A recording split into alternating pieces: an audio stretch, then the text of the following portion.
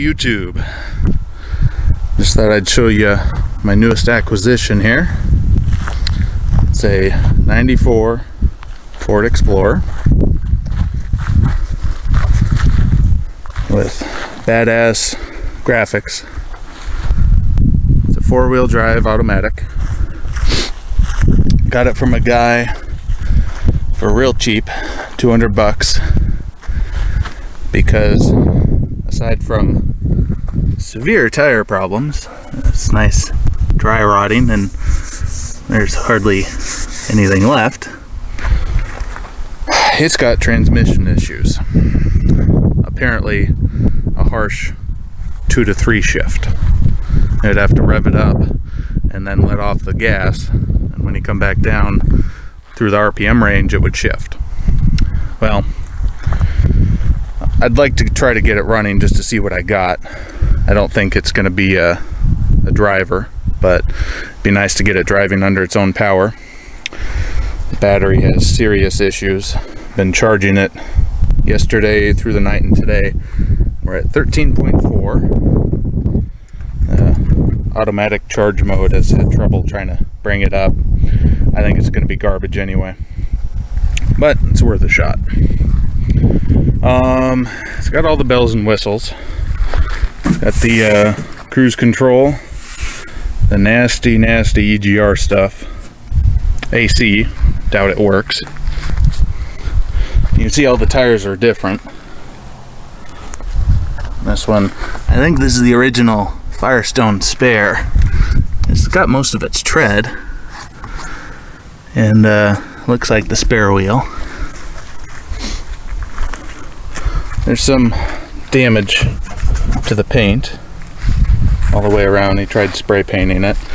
Bit of a dent here, but that's really the only body damage this thing has. The rest of it is pretty straight. These doors are ajar. But, you know, aside from that, it's got some straight lines.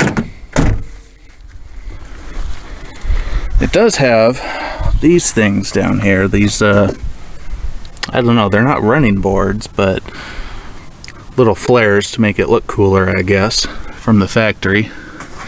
I don't see much rust underneath them, which is kind of rare for that. There is something going on there, but for the most part, they seem all right.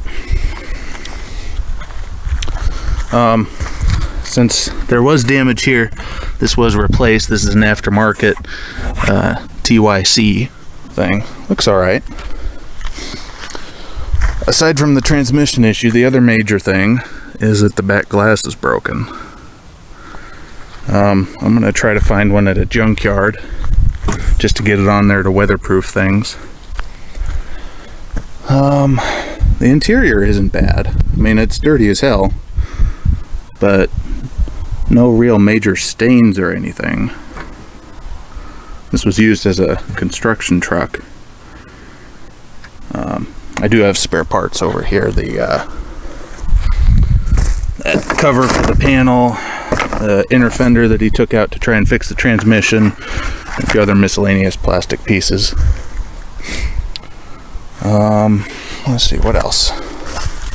There's another different brand tire with more checkering and baldness. One nice thing is that I do have a second set of alloy rims now. Come on, focus. There we go. And they got the gray inserts, which is better than the pink and beige ones that I got. Here's another tire. You see this poor thing had some alignment issues.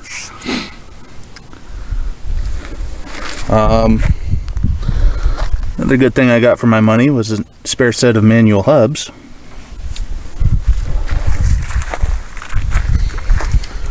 This thing does have power everything.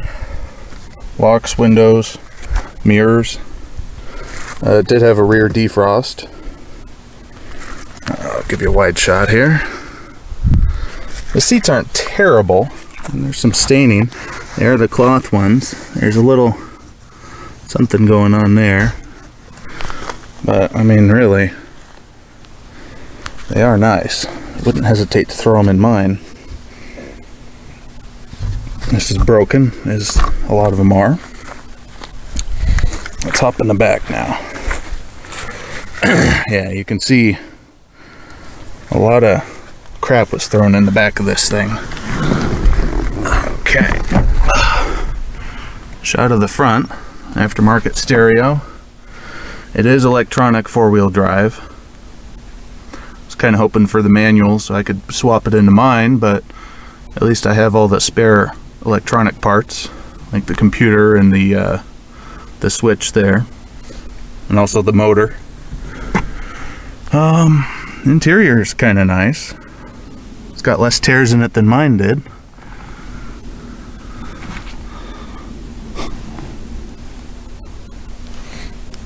More stains and crap on the other passenger window door. This is pretty junky. I got this 2 days ago, and yesterday I was out of town, and so today I haven't spent terribly much time getting it fixed up. To fix the transmission issue, the guy did try to remove the seat, all but the seatbelt bolt. I just removed that to get the seat out to see what was going on here. Show you that in a second.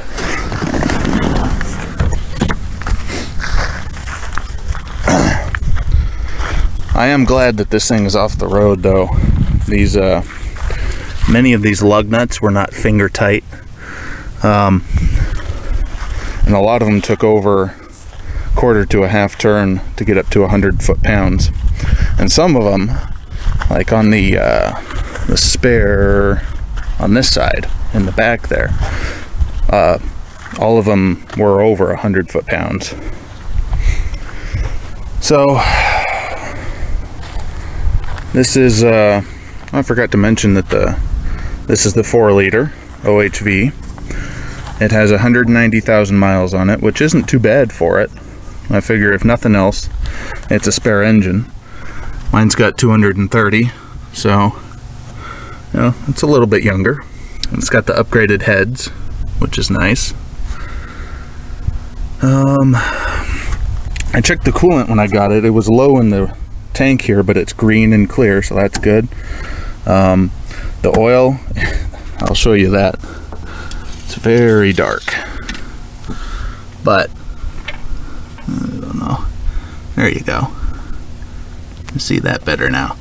It's dark, but not milky. Come on, get back in there. But the transmission is probably what killed this thing for the most part. Just due to a lack of maintenance.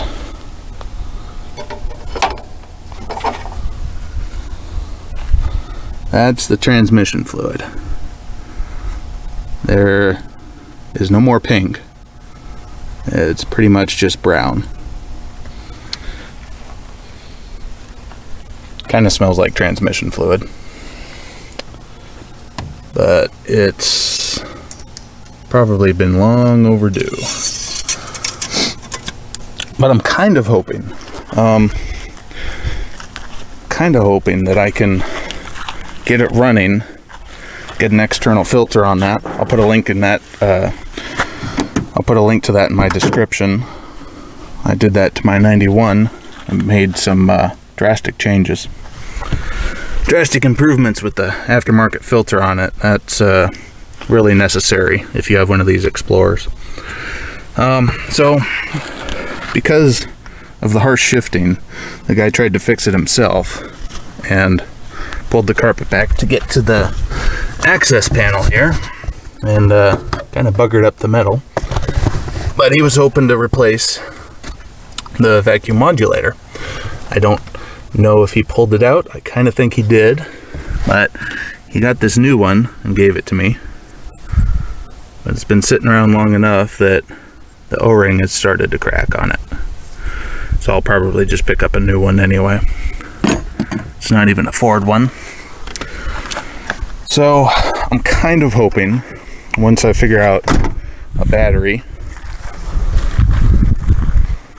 that I can at least get it started, maybe get a filter on the transmission, and maybe, just maybe, turn it into a running parts car.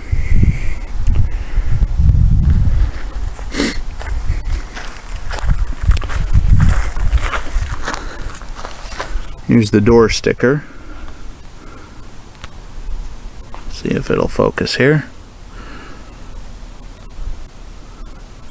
There you go. It's got the 46 axle, which is the 373 without limited slip. Which kind of sucks, but if the front gears on my 91 ever go out, or the rear gears for that matter, mine is a 373 as well, but it's got limited slip in the back, so it's a better winter vehicle. I'll show you the dash here.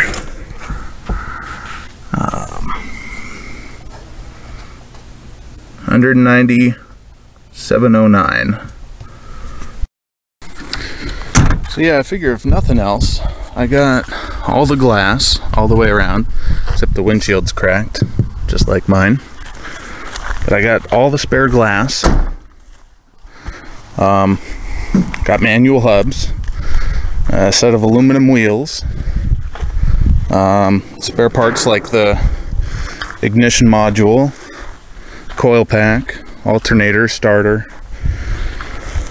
and a whole pile of other stuff for 200 bucks. Figure that's worth it. Little stuff like this throttle position sensor, IAC, and little things like that really add up if you got to replace them. Or if nothing else, I mean, it lets you know what parts might be faulty, so you're not throwing money away replacing parts. Some people say at the bottom of this coil pack is supposed to be grounded for it to work, but I don't know. There's not even bolts in the back holding that in place, only in the front.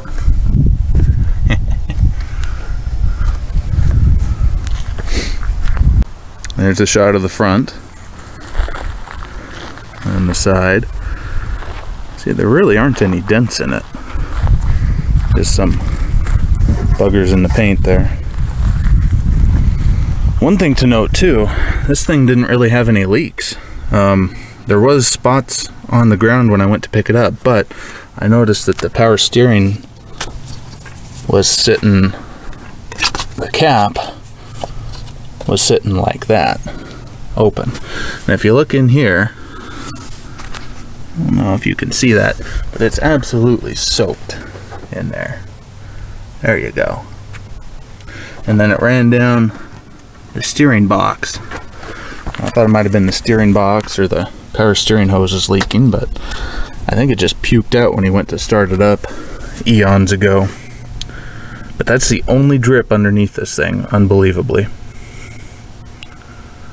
But I'm sure the amount of time it sat, a couple of years, hasn't done any good to the rear main seal or oil pan gasket or anything. But again, it's a parts car. Might use it for farting around on the property, dragging the trailer around or something. I'll just keep it in four-wheel drive all the time.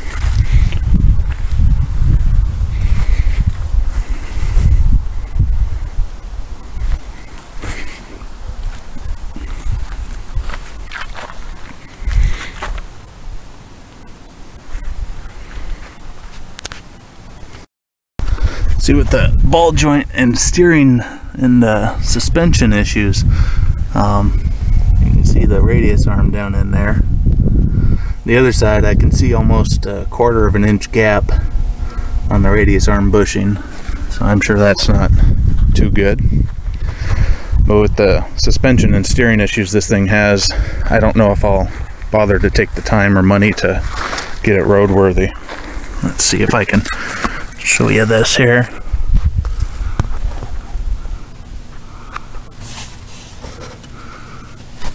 You can kind of see that.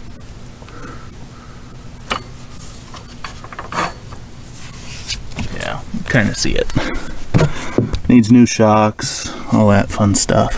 So, I don't know if I'll bother making it roadworthy. Well, I'd probably put, I don't know, upwards of $600-700 with new tires and shocks and everything, even if I went cheap.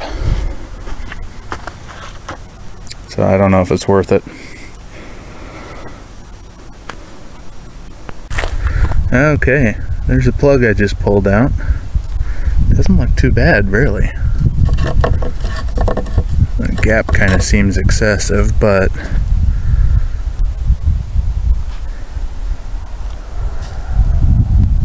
it looks good. I mean, really. It's off the middle on the driver's side.